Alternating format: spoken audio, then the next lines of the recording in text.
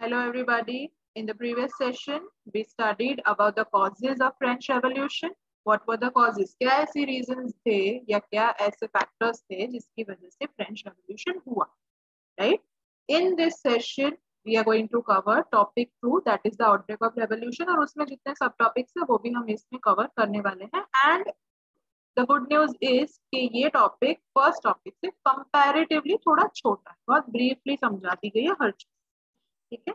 Louis XVI, the outbreak of the revolution, topic number 2 for the session. Let me quickly begin. Louis XVI had to increase the rates of had to increase taxes for reasons you have learned in the previous section, which I've already told you. How do you think he could have gone about it doing this? ठीक है. क्या उसने जो चीजें की, जो उसने taxes बढ़ाए, प्राइसेस बढ़ाए, वेजेस कम किए वर्कर्स की, उसकी जगह पे क्या वो कुछ और कर सकता था? क्या उसके पास और कोई ऑप्शंस थे? In France of the old regime, the monarch did not have the power to impose the taxes according to his will alone. अभी मैं एक सिंपल एग्जांपल देती हूँ. हमारी कंट्री में जो प्राइम मिनिस्टर है, प्रेसिडेंट है, do they completely solely make the rules? क्या वो अकेले सारे रूल्स बनाते हैं? नहीं. They have to do the meeting. They have to discuss it. Parliament, I'm British और आपने सुना होगा, Parliament is the place where all the laws for the country are made, right? तो पार्लियामेंट में टाइम टू टाइम मीटिंग होती है, लोकसभा की, राज्यसभा की, जिसमें सारे इलेक्टेड रिप्रेजेंटेटिव होते हैं, और फिर वो सब मिलके जब वोट करते हैं तब जाके वो डिसीजन फाइनलाइज होता है. So no individual single handedly makes the law. अब यहाँ पे भी क्या बोल रहा है? लुइस 16 जो कि फ्रांस का राजा था, वो अकेला सारे डिसीजंस नहीं ले सकता था. जनरल एस्टेट करके एक कमिटी थी जिसके साथ उसको टाइम टू टाइम मीटिंग करनी होती. ठीक है. अब क्या बोल रहे हैं इसमें कि बहुत सारे डिसीजंस जो लुइस 16 ने लिए थे, we can not blame him alone for those decisions because the estate general were equally responsible for it. ठीक है. Rather, he had to call a meeting of the Estates General, which would then pass his proposals for the new taxes. The Estates General was a political body to which the 3 estates sent their representatives. अब previous session में हमने पढ़ा था कि Louis 16 ने France की जो पूरी पॉपुलेशन थी उसको 3 कैटेगरीज में डाला हुआ. First estate the clergy, second estate the nobles, third estate the peasants and agricultural laborers, businessmen, lawyers and educated middle class, right? तो एस्टेट जनरल में था कौन? जैसे हमारे यहाँ पे लोकसभा राज्यसभा है. लोकसभा राज्यसभा में कौन होता है? कौन उसके मेंबर्स होते हैं? जिन्हें हम इलेक्ट करते हैं. जिन्हें हम इलेक्ट करते हैं वो लोकसभा के मेंबर्स होते हैं. और फिर हायर लेवल पे जब अंदर अंदर वो लोग इलेक्ट होते हैं तो वो राज्यसभा फॉर्म करते हैं, और ये दोनों मिलकर हमारी कंट्री के लिए लॉज बनाते हैं. So basically who are they are the representatives, right? तो एस्टेट जनरल जो लीगल बॉडी थी, जो पॉलिटिकल अथॉरिटी थी, उसमें कौन होता था? उसके मेंबर्स कौन होते थे? कल हमने जो 3 एस्टेट्स के बारे में पढ़ा था, हर एस्टेट से वहां पे रिप्रेजेंटेटिव्स आते थे, राइट? जैसे हमारी कंट्री में स्टेट वाइज रिप्रेजेंटेटिव है, डिस्ट्रिक्ट वाइज रिप्रेजेंटेटिव है, right?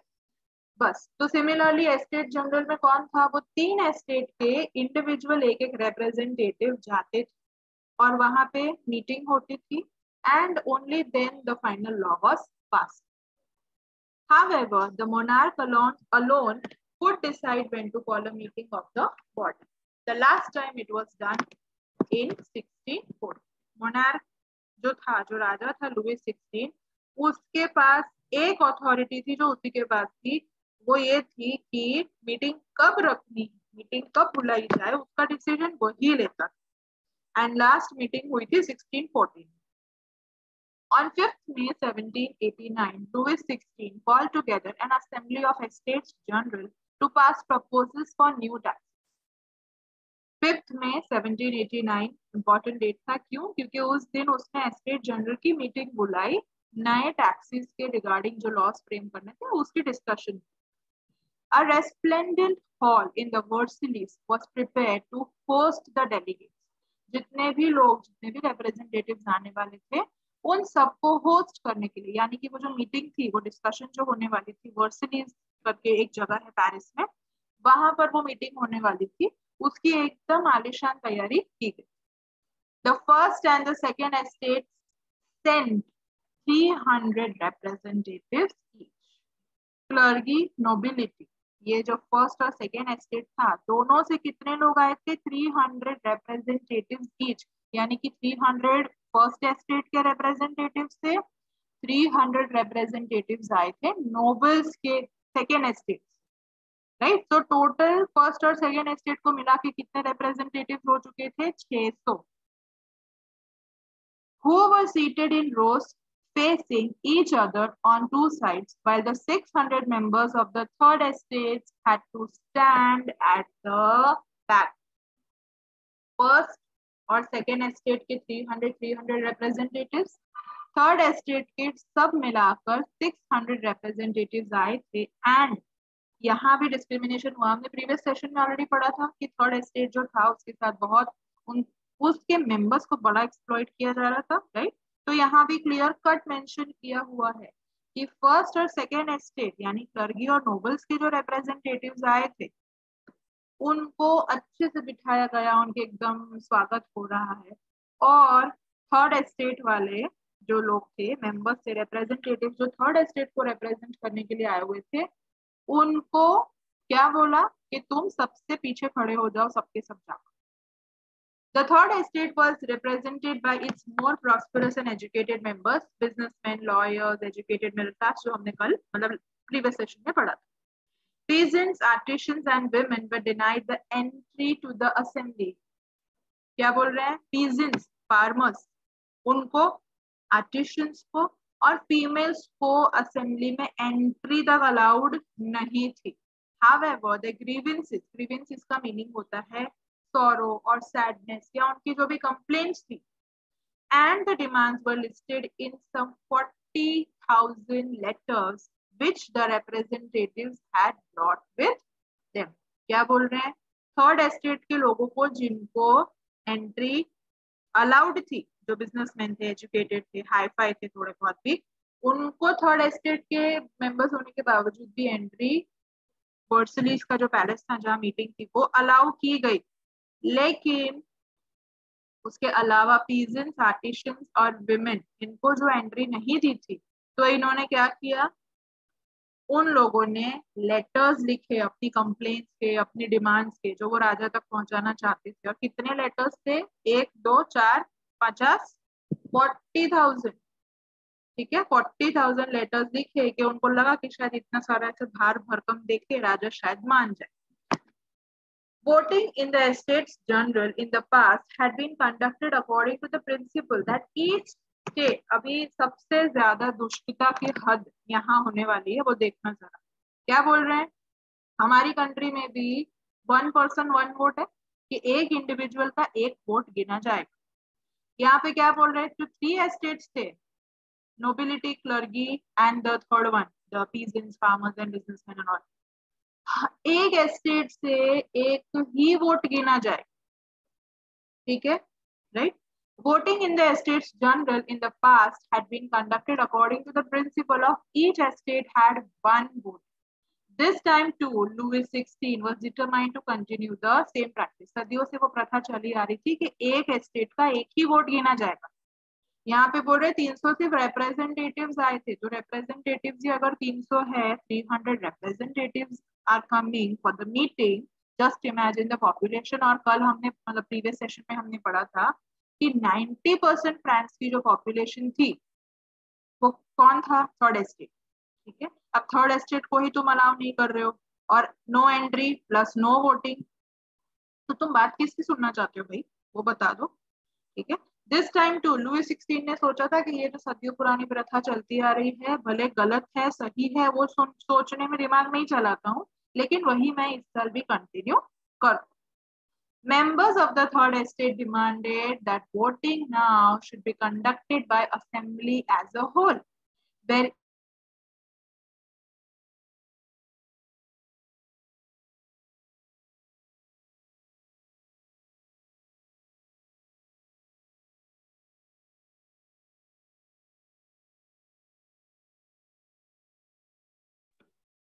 Yes, I'm extremely sorry. I don't know what happened, but मौसम जो इतना सुहाना हो रखा है उसके फिर ड्रॉबैक्स यही है, technical issues, network issues, I mean, sorry.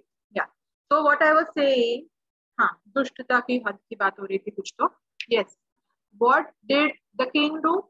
वो किंग ने क्या किया कि जो प्रथा सदियों से चली आ रही है कि एक एस्टेट का एक ही वोट आएगा, वही प्रथा मैं इस साल चलाऊंगा।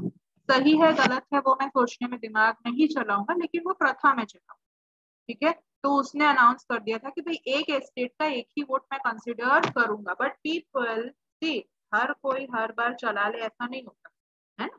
अभी पहले का इंडिया देखो और अभी का इंडिया देखो। अभी का इंडिया को पता है कि हमने एक वीडियो बना के इंस्टाग्राम पे डाल दिया, खत्म, बात ही खत्म, राइट। हाँ, तो अभी की जो जनरेशन थी, अभी का जो टाइम था, उन्होंने क्या बोला? उन्होंने बोला कि भाई भले अब तक प्रथा चलती आई होगी कि एक एस्टेट का एक ही वोट होगा, लेकिन अब हमको वो चीज नहीं चलेगी, हम वो चीज अब चलाएंगे नहीं। तो अब हमारी क्या डिमांड है वो सुनो। तो थर्ड एस्टेट के लोगों ने क्या डिमांड की कि एक इंडिविजुअल का एक वोट होना चाहिए, नंबर वन। नंबर टू, हम चाहते हैं कि असेंबली में वोटिंग होनी चाहिए, ना कि राजा के वहां, राजा के पैलेस में इधर उधर कहीं। ठीक है, they wanted a proper system, that's what the basic demand was. This was one of the democratic principles put forward by the philosophers like Rousseau in his book The Social Contract.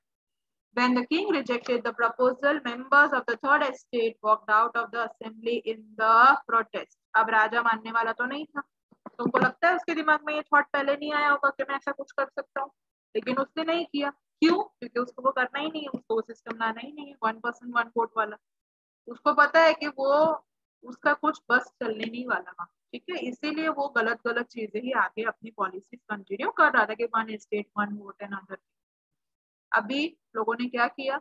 राजा ने accept किया नहीं 1% 1 vote का प्रस्ताव जो लोगों ने रखा था। तो राजा ने बोला कि भाई मैं तो मानूंगा नहीं। अब लोगों ने बोला ठीक है, तुम मत मानो, तुम यही बैठो अपने महल में, वर्सिलिस के पैलेस में बैठो। People of third estate, they left the meeting place immediately and they went out and they started protesting. उन्होंने प्रोटेस्ट करना स्टार्ट कर दिया कि भाई तुम्हें वोट चाहिए, तुम्हें बात करनी है, मीटिंग करनी है, तो ये सुन लो, otherwise we do not want to vote, yeah, otherwise we do not want to participate in all these things. The representatives of the third estate viewed themselves as a spokesperson for the whole French nation. Why will they not? My question is that 90% population in France का जो था वो third estate में था। Third estate was comprising of 90% of France population। ठीक है, तो obvious है कि वो लोग हक से बोलेंगे कि भाई हमारी पॉपुलेशन ज्यादा है थर्ड एस्टेट की, तुम्हें हमारी बात माननी ही पड़ेगी। ठीक है, उनका वो पॉइंट था और वो बिल्कुल सही point. On 20th June, they assembled in the hall of an indoor tennis court in the grounds of Versailles. वर्सलीज करके जो जगह थी पेरिस में, जहाँ पे मीटिंग हुई थी, फिर वहां से थर्ड एस्टेट के लोग बाहर आ गए प्रोटेस्ट करने के चक्कर में। ठीक है, उन्होंने क्या बोला कि वहां से तो वो लोग निकल गए। ठीक है, उन्होंने बोला कि अब हम ये चलाएंगे नहीं, अब हम हमारी तरफ से प्रोटेस्ट करेंगे। तो उन्होंने 20th जून को एक टेनिस कोर्ट था, वहां पे थर्ड एस्टेट के सारे लोग इकट्ठा हुए टेनिस खेलने के लिए नहीं। ठीक है, टेनिस खेलने के अलावा और इम्पोर्टेंट चीजें उन्हें करनी थी, तो वहां पे वो लोग इकट्ठा हुए ये डिस्कशन करने के लिए कि यहाँ से हम तब तक नहीं कहीं जाने वाले, उस टेनिस कोर्ट से हम तब तक कहीं नहीं जाएंगे जब तक कि आप हमें एक प्रॉपर सिस्टम बनाकर नहीं देते। Right, they declared themselves as a national assembly and swore not to disperse till they had drafted a constitution for France that would limit the powers of the monarch. क्या demand थी अब उनकी कि हम tennis court पे खड़े रहेंगे, यहाँ पे हमारा प्रोटेस्ट चलेगा तब तक जब तक कि तुम एक कॉन्स्टिट्यूशन नहीं बनाते हो जो मोनार्की के पावर्स को या मोनार्क के पावर्स को रेस्ट्रिक्ट करे। ठीक है, जिसको बोलते हैं कॉन्स्टिट्यूशनल मोनार्की। कॉन्स्टिट्यूशनल मोनार्की क्या होता है? मोनार्की रूल मीन्स राजा का रूल, राजा के हिसाब से हर चीज होती है। कॉन्स्टिट्यूशनल मोनार्की क्या होती है कि कॉन्स्टिट्यूशन बनता है कंट्री का, और वो जो राजा होगा, राजा वही रहेगा, the ruler of the king will the ruler of the country will be he only, he or her only, लेकिन उसके पावर्स रेस्ट्रिक्ट हो जाते हैं कॉन्स्टिट्यूशन तक। मतलब वो कुछ भी रैंडम डिसीजन नहीं ले सकता, उसको उसी फ्रेमवर्क में काम करना है जो उसको कॉन्स्टिट्यूशन परमिट करती है, right. So that's what we call constitutional monarchy.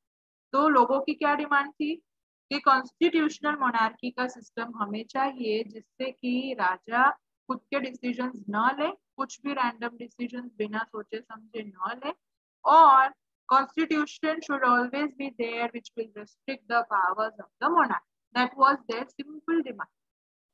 They were led by Mirbu and Abbasius. Pronunciations may vary from person to person and that's not the concern here. Mirbu or Mirabeau or Mirabeau was born in a noble family, but he was convinced of the need to do away with a society of feudal privileges. Feudal privileges हम already पहले के sessions में पढ़ चुके हैं। Feudalism का meaning क्या था कि टैक्सेस भर भर के फार्मर्स को देने हैं, लेकिन फार्मर्स को लैंड की ओनरशिप मिलेगी नहीं। लैंड की ओनरशिप किसके पास रहेगी? राजा के पास। लेकिन टैक्स कौन भरेगा? फार्मर। वो जमीन पे काम कौन करेगा? फार्मर। वेजेस कम किसको मिलेंगी? फार्मर। एक्सप्लॉइटेशन सारा करना है तो थर्ड एस्टेट के साथ, और डिसीजंस के लिए सलाह मशवरा करना है तो फर्स्ट और सेकेंड एस्टेट के साथ। ये तो कोई बात नहीं हुई, ठीक है। या तो this guy he was convinced कि भाई फ्यूडल सिस्टम तो मैं निकाल के रहूंगा कुछ भी हो जाए। तो ही लेड दिस होल, वो टेनिस कोर्ट पे जो प्रोटेस्ट चल रहा था वो पूरा उसने लीड किया और उसने ये डिमांड रखवाई लोगों से। He brought out a journal and delivered powerful speeches to the crowd then assembled at Versailles. जैसे हमारे मोदी जी बड़ा बढ़िया बोलते हैं, ठीक है। See, your speech, the way you speak, the way you connect with people, that is one of the key parts of any leader. ठीक है, कोई भी लीडर होगा या कोई भी लीडरशिप है, वो कम्युनिकेशन, इफेक्टिव कम्युनिकेशन उसका रोल है, उसका पार्ट है, बिल्कुल, ठीक है। उसका कोर पार्ट है, इनफैक्ट सिर्फ पार्ट नहीं, core part of any leadership और एनी लीडर। तो यहाँ पे भी ये जो थे टंग ट्विस्टर, जिनका नाम है एकदम टंग ट्विस्टर जैसा मुश्किल सा, so he started delivering speeches, he started communicating with people so that people get aware about what's going on and what are the issues. See, her third estate में हर कोई पढ़ा लिखा नहीं था, लेकिन मेजॉरिटी पॉपुलेशन कौन से एस्टेट की थी? थर्ड एस्टेट की थी। अब अगर रिवॉल्ट करना था, रेवोल्यूशनरी एक्टिविटीज करनी थी, तो क्या अकेला कोई एक पर्टिकुलर रीजन पार्ट कर वो रिवॉल्ट कर सकता था? नहीं। तो उसमें तो थर्ड एस्टेट की मदद लगनी ही लगनी है। तो उनमें अवेयरनेस कैसे लाई जाए, तो इसलिए स्पीचेस डिलीवर करनी शुरू की उन्होंने, कम्युनिकेट करना शुरू किया उन्होंने, right? Yeah. While the National Assembly was busy at Versailles drafting a constitution, the rest of the France seethed with turmoil. A severe winter had meant a bad harvest. The prices of bread rose. Often bakers exploited the situation and hoarded the supply. अब क्या हुआ? मतलब वो बोलते हैं ना, मतलब एक कहावत भी है, गाना भी है कि जब चीजें आती है तो फिर एकदम भर भर के आती है, राइट। तो here also what happened, France में ये एक तरफ कॉन्स्टिट्यूशन बनाने के लिए फाइट चल रही थी, कॉन्स्टिट्यूशन चाहिए, मोनार्की रूल को रेस्ट्रिक्ट कर दो। एक तरफ लोग लगे हुए थे उस रेवोल्यूशनरी एक्टिविटीज में, वो सब कामकाज में। दूसरी तरफ जो बाकी का देश का जो जनता था वो कहाँ पे बिजी था? वो बिजी था दुख मनाने में। किस चीज का दुख मना रहे थे वो लोग कोविड का दुख नहीं मना रहे थे, वो लोग दुख मना रहे थे कि भाई बहुत बुरा हाल हुआ है क्रॉप प्रोडक्शन का। क्यों? क्योंकि बहुत ठंड पड़ गई। climatic factors affect the crops. We very well have studied that in geography, right? So half of the France was busy making the constitution and all, and other half of the country was busy in turmoil. Turmoil यानी कि सब दुखी थे, दुखी थे obviously, क्योंकि ज्यादातर population farmers की थी, पीजेंट्स की थी, एग्रीकल्चरल लेबर्स की थी, जो डिपेंड करता था उनका रोजी रोटी on the production, crop production. तो अगर क्रॉप प्रोडक्शन नहीं होगी तो obviously they are going to suffer, right. और सबसे उससे भी प्रॉब्लमेटिक चीज क्या थी, कम चीजें हैं, प्रोडक्ट्स कम है, मेरे पास 5 पेंसिल है लेकिन खरीदने वाले 20 खड़े हुए, तो मैं क्या करूंगी, वो 5 रुपए की चीज मैं 50 में बेचूंगी? बिल्कुल बेचूंगी, क्यों नहीं बेचूंगी मैं, ठीक है, क्योंकि वो चीज कम है लेकिन उसकी डिमांड ज्यादा है। तो अब यहाँ पे ये जो बैड हार्वेस्ट हुई थी विंटर सीजन की वजह से, तो क्रॉप प्रोडक्शन कम हो गई, फूड ग्रेन्स की अवेलेबिलिटी मार्केट में कम होगी। लेकिन फूड ग्रेन क्या लग्जरी है कि कुछ लोग ही खरीदेंगे? नहीं, it's a basic necessity, everybody is going to demand it, right? So when everybody will demand, what are the shopkeepers going to do, what are the sellers going to do? Prices बढ़ा दिया उन्होंने, ठीक है। अभी भी जो हम देख रहे हैं पेट्रोल का दाम बढ़ा हुआ है, सब्जियों के दाम बीच में बढ़े हुए थे, क्यों बढ़े हुए थे? स्केर्सिटी की वजह से। जब भी दाम बढ़े हुए देखोगे समझ लेना कि स्केर्सिटी है या की गई है, ठीक है। You know it better what I mean. So here also that's what they are saying. After spending hours in long queues at the bakery, crowds of angry women stormed into the shop. लोग खरीदने के लिए जाते थे, shopkeeper क्या बोलेंगे कि अरे अरे अभी नहीं है। क्यों ऐसा बोलेंगे? क्योंकि उसको हम बोलते हैं आर्टिफिशियल स्कैसिटी। तुम हायर स्टैंडर्ड्स में पढ़ोगे, बट ब्रीफली बता देती हूँ, ये लाइन पढ़ोगे तो तुम्हें ऐसा अजीब लगेगा कि ये ऐसा क्यों लिखा हुआ है, कि वो आंटी को गुस्सा क्यों आया कि वो दुकान में चली गई और वहां जाके झगड़ रही, ठीक है। वो झगड़ नहीं रही है, वो इसलिए झगड़ रही है क्योंकि हाँ मतलब उसको, वो झगड़ तो रही है लेकिन द रीजन इज कि आर्टिफिशियल स्कैर्सिटी वो शॉपकीपर क्रिएट कर रहा है। वो आंटी को पता है कि वो जो चीज डिमांड कर रही है वो अंकल के शॉप में है, he is not giving it, why? Because उसको दाम बढ़ा के वो चीज बेचनी, ठीक है। कोई चीज मेरे पास कोई मांगने आया, मेरे पास वो चीज है लेकिन मेरे को पता है कि वो चीज की स्कैर्सिटी मार्केट में बहुत है, तो मैं क्या बोलूंगी, अरे आपको चाहिए ना, मैं मंगवा के देती हूँ। लेकिन वो क्या है, 100 रुपए की मिलती है, लेकिन अब आप स्पेशली मंगवा रहे हो, मुझे स्पेशली कहीं से मंगवाना पड़ेगा, तो ना वो 100 की जगह पे 350 हो जाएगा, ठीक है। तो क्या हो गया, प्राइस बढ़ गई चीज की। या that's what hoarding does. Hoarding का मीनिंग मैंने लास्ट सेशन में समझाया था। होर्डिंग का मीनिंग होता है वो चीज है, that product, that commodity is there but people are preserving it, ताकि जब स्कैर्सिटी की सिचुएशन आए तब हम दाम बढ़ा के उसको बेचे। लास्ट ईयर या लास्ट टू लास्ट ईयर जब बहुत तेज वाली बारिश हुई थी हमारे शहर में, व्हाट हैड हैपेंड, मेरे घर के पास, बाकी जगह का तो मुझे नहीं पता, बट मेरे घर के पास जहाँ मैं पहले रहती थी वहां पे एक टेम्पो खड़ा है, वो बंदा दूध बेच रहा है, and listen carefully, the price of milk per liter I'm going to say 60 to 70 rupees per liter, ठीक है, या शायद उससे ज्यादा था पर उससे कम तो नहीं था, जबकि एक थैली कितने की आती है, राइट। तो बहुत महंगी चीजें, बेसिक चीजें बेची गई थी, क्यों? क्योंकि उसको पता है कि बारिश का सीजन है, लोग बाहर निकलेंगे नहीं क्योंकि इतना पानी भरा हुआ है, तो अब जो यहाँ खरीदने आएगा वो 60 रुपए क्या, मैं उसको 100 रुपए में भी बेचूंगा ना पर लीटर दूध, तो वो खरीद के जाएगा क्योंकि it is a basic necessity. तो लोग क्यों यहाँ गुस्सा हो रहे थे, फ्रांस के लोग क्यों आंटी भड़क रही थी, क्योंकि वहां पे स्केर्सिटी आर्टिफिशियली क्रिएट की गई है। समझ रहे हो बात को? Yes. At the same time, the king ordered troops to move into Paris. Troops यानी army, ठीक है। On July 14th, the agitated crowd stormed and destroyed the Bastille, जिसके बारे में हम ऑलरेडी पढ़ चुके हैं या पढ़ेंगे आगे, है। So agitated means angry, ठीक है। They were all angry. Most of the crowd was angry कि भाई बहुत हो गया अब तुम्हारा, अब या तो कॉन्स्टिट्यूशनल मोनार्की बनाओ या तो तुम इधर से हटो, ठीक है। In the countryside rumours spread from village to village. एक तो रूमर्स फैलाने का इनको बड़ा शौक, ठीक है। पहले रूमर फैलाया कि राजा मार देने वाला है, अटैक करने वाला है हम सब पे, तो उसको लेके बेस्टाइल तोड़ दिया लोगों ने, हाँ। और अभी यहाँ पे क्या बोल रहे हैं, दूसरा रूमर सुनो, हाँ। In the countryside rumours spread from village to village that the lords of manor या manor had hired the bands of brigands। अब bands of brigands कौन होते हैं? बैंड्स ऑफ ब्रिगेंड्स का मीनिंग होता है जैसे हमारे यहाँ पे मतलब काफी बार तुमने भी मूवीज में और इस सब में देखा होगा कि there is a group of people who are like all antisocial criminal people, ठीक है, वो सब पूरे ऐसे झुंड में काम करते हैं या तो bands of brigades.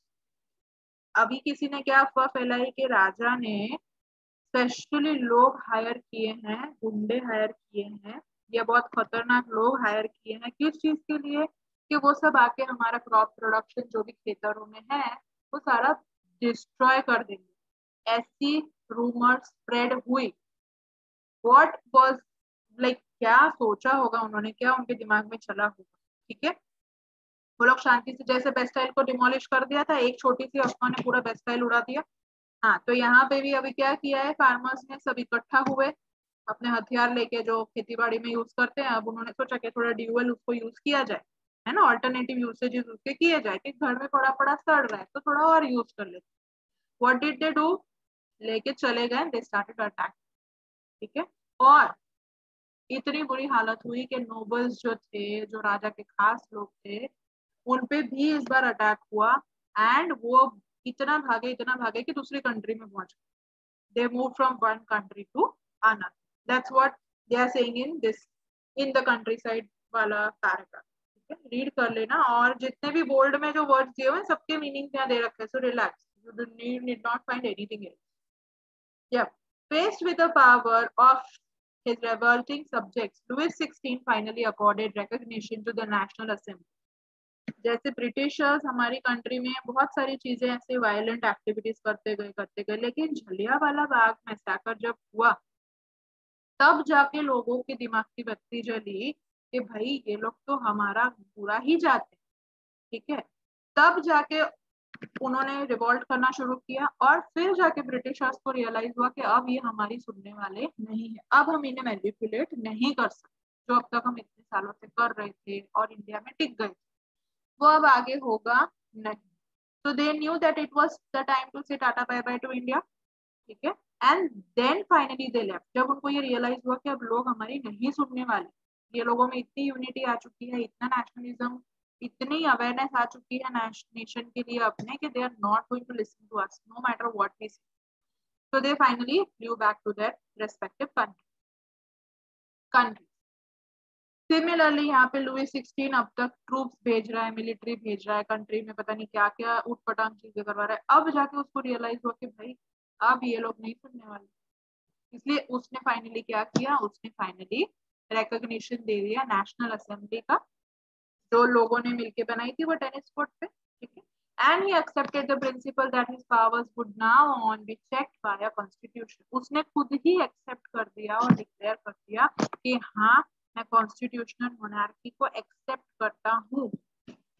On the night of 4th अगस्त, ये अगस्त बड़ा शुभ महीना है, मुझे लगता है हर किसी को फ्रीडम वहीं पे मिल रही है। हाँ देखो, हमको भी मिली थी, इनको भी फ्रीडम, नॉट फ्रीडम बट ठीक है, जो वो रिवॉल्ट कर रहे थे वो सक्सीड हो गया, right. So on the night of 4th August 1789, the Assembly passed the decree. Decree means a law.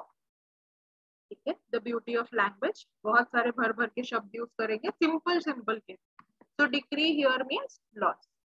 On the night of 4th August 1789, the Assembly passed the decree abolishing means removing the feudal system of obligations and taxes.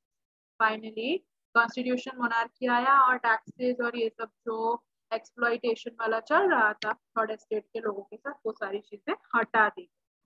Members of clergy too were forced to give up their privileges. Clergy को और nobles को बहुत privileges दिए हुए थे king ने, है ना, तो वो सारी चीजें हटा दी। As a result, the government acquired the assets worth at least 2 billion livres. भर दो भाई, कर्जा पूरा हो जाएगा फ्रांस का, वही सारी प्रॉब्लम सॉल्व हो जानी है तुम्हारी। हाँ ठीक, नहीं सुना, there loss. France becomes the constitutional monarchy. Finally, the National Assembly completed the draft of constitution in 1791. Its main objective was to limit the powers of the monarch. These powers, instead of being concentrated in the hands of one person, were now separated and assigned to different institutions, the legislature, executive and judiciary. जो आप सदियों से पढ़ते आए हैं primary से, तो legislature क्या होता है, executive क्या होता है, judiciary क्या होता है, right? तो यहाँ पे भी वही बोल रहे हैं कि अब तक सारे डिसीजन कौन ले रहा था, राजा, लेकिन now it had turned to be a constitutional monarchy, और इसलिए सारे पावर्स किसके पास चले गए थे? लोगों के पास, जो इलेक्टेड रिप्रेजेंटेटिव्स आने वाले थे, जो लेजिस्लेचर, एग्जीक्यूटिव, जुडिशरी, ये 3 कैटेगरीज में जाते, जो रिप्रेजेंटेटिव ही होंगे ऑब्वियस, ठीक है, उनके पास सारे पावर्स थे और ना कि राजा। This made France a constitutional monarchy, right. यहाँ पे ये फिगर 7 में भी एक्सप्लेन किया हुआ है, देख लीजिएगा। The Constitution of 1791, it vested, not wasted, huh? It's not wasted. Waste करना यानी बर्बाद करना. They are saying here vested. Vested means to give. तो constitution monarchy, sorry constitution monarchy जो आई थी, यानी तब जो कॉन्स्टिट्यूशन बना था उसने किसको पावर दिया? To make laws in the national assembly. जैसे हमारे यहाँ पे लॉज बनते हैं पार्लियामेंट में, वैसे वहां पे लॉज बनने लगे थे कहाँ पे? National assembly, which was indirectly elected. That is, citizens voted for a group of electors who in turn chose the assembly. Not all the citizens, however, had the right to vote. सबको voting right, वो मतलब वो बोलते हैं ना, one step at a time. ठीक है, constitutional monarchy हो गया, फाइन, वोटिंग राइट मिला, फाइन, लेकिन क्या वोटिंग राइट हर किसी को मिला था? नहीं, वोटिंग राइट लिमिटेड थी। क्या उसकी क्राइटेरिया थे? Let's only main above 25 years of age who paid taxes equal to at least 3 days of labor's wage. For example, एक मजदूर है, उसकी 3 दिन की वेज है 500 रुपए, ठीक है, कितने रुपए? 500 रुपए, 500 रुपीज वो लेबर की 3 डेज की वेज है। अगर 500 रुपीज मैं टैक्स पे करता हूँ, क्योंकि मैंने बोला है तो करती हूँ, तो मैं नहीं बोल सकती, ठीक है, अगर मैं 500 रुपीज टैक्स पे करता हूँ, मैंने 500 टैक्स पे किया, वो किसी और की, एक मजदूर की कितने दिन की वेज है? 3 डेज, ठीक है। क्या बोल रहे हैं यहाँ पे? 25 साल का होना चाहिए, मेल होना चाहिए, और वो कितना टैक्स पे कर रहा है? जितना कि एक मजदूर की 3 दिन की कमाई है, ठीक है। अगर मैं उतना टैक्स पे करती हूँ तो ही I were given the status of active citizens, and that is that they were entitled to vote.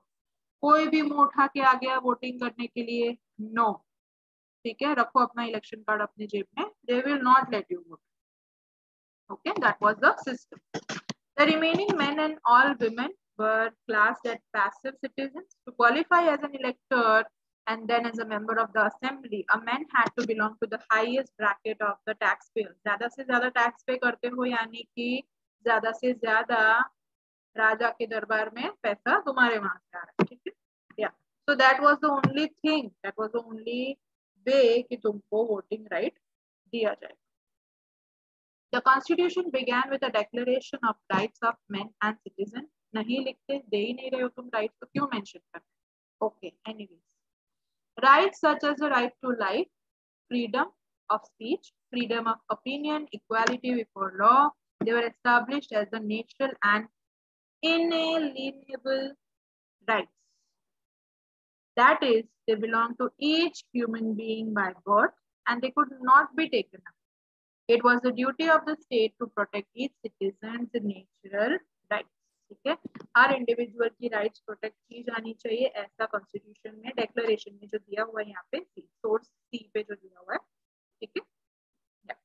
So this was the declaration and it constitutes, it consists of all the, you know, कि मतलब हाँ ये चीज होनी चाहिए, वो चीज होनी चाहिए, all that was mentioned in this declaration. That's all for topic 2. If you have any queries, please feel free to ask me in the class. And I think इसमें 6 topics है total. Next session में हम पढ़ेंगे third वाला topic. What is it? Yes. Okay then. ये तुम बाद में देख ले रही हो. Done. Yes. Please feel free to share your feedbacks on how I can improve, on what other things should I include in this video, and please watch it so that you understand it in a clear way.